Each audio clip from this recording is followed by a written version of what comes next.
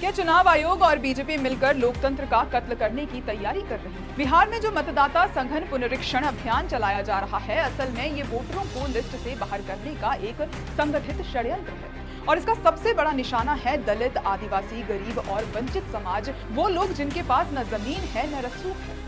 और अब लगता है वोट देने का अधिकार भी नहीं बचेगा।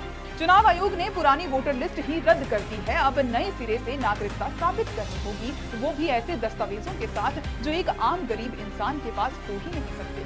जन्म प्रमाण पत्र, 10वीं की मार्कशीट, पासपोर्ट, जाति प्रमाण पत्र, स्थानीय निकाय का रेजिडेंस प्रूफ, जमीन या घर के सरकारी कागज, वन अधिकार पत्र, एनआरसी का नाम। जिसके पास ये दस्तावेज नहीं हुए उसे वोट नहीं देने दिया जाएगा।